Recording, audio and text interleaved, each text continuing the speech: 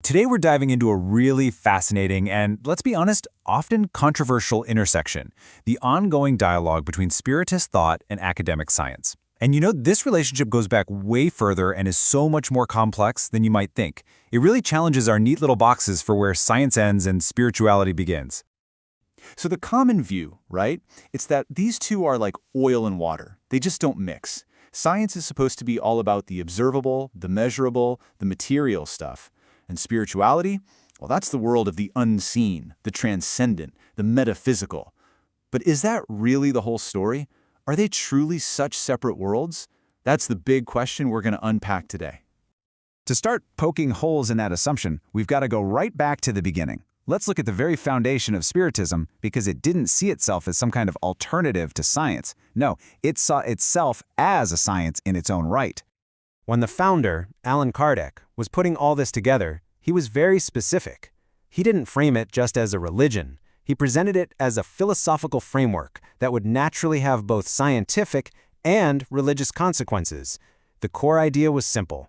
An invisible world of spirits exists, and, this is the crucial part, this reality could be studied systematically. I mean, this quote really gets to the heart of the whole ambition. Kardec was essentially saying, look, science only took off once we started using the experimental method. Observing things, forming a hypothesis, testing it. Why can't we apply that exact same process to metaphysical things? From his point of view, spiritual phenomena weren't something to be taken on blind faith.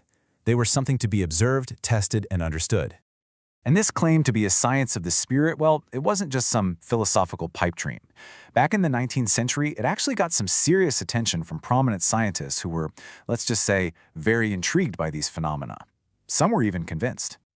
Just look at this timeline. It shows you how seriously this was being taken. You've got people like Sir William Crookes, a celebrated chemist and physicist, a big deal in his day, risking his entire reputation to investigate mediums. You've got Professor Johann Zollner, an astrophysicist, setting up controlled experiments.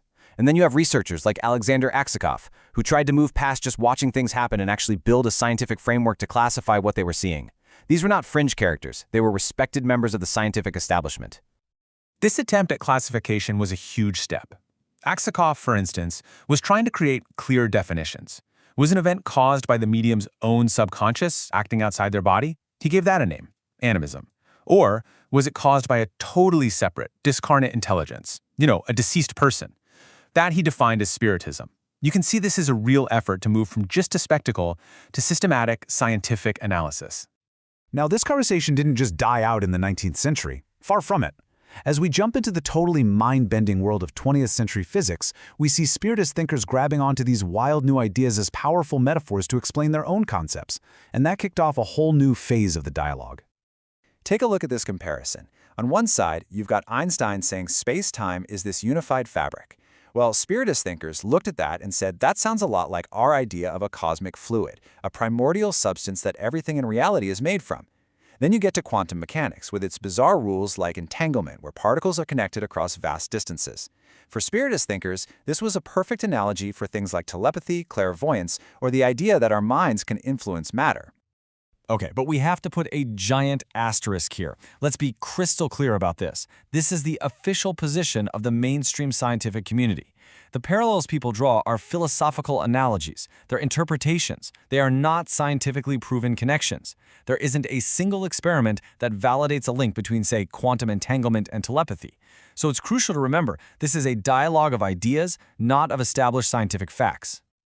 All right, let's shift gears now. We're going to move from the vastness of the cosmos right down to the intricate code of life itself. So, how does Spiritist thought interact with something like modern genetics and the whole question of heredity?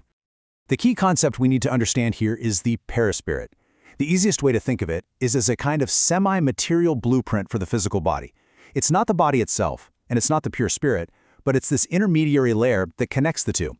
And its most important job in this model is to be the biological organizing model. So how would this work in practice? Well, according to this framework, the spirit exists before the body is even conceived. It's perispirit, which carries the history of all its past experiences, acts like a template. Then, at the moment of conception, this template imprints a kind of spiritual software onto the physical hardware of the zygote's DNA. This program then goes on to influence everything: physical traits, genetic predispositions, even psychological tendencies. It basically adds a whole third layer, spiritual history, to the classic nature versus nurture debate. Okay, for our final section, we're heading to the cutting edge of academic thought today. We're talking about consciousness, psychology, and even artificial intelligence, and we'll see how this dialogue is still very much alive in these new arenas. In psychology, there's a really interesting parallel here. You had Freud, who defined the unconscious as being personal, basically a storage closet for all the repressed stuff from your current life. But then his student, Carl Jung, went a step further. He proposed a collective unconscious, a much deeper layer that we all inherit, filled with universal symbols, or archetypes, that are shared by every human being. Now, Jung's idea, coming from right inside the academic world, kind of opened a door. It created a new language to talk about spiritual concepts. For Spiritist thinkers, this idea of a deep inherited memory wasn't just collective, it could also be deeply personal. They saw Jung's framework as a way to understand how an individual might be tapping into memories not just from a shared human past, but from their own previous lives. And that brings us right up to today's biggest technological frontier, AI.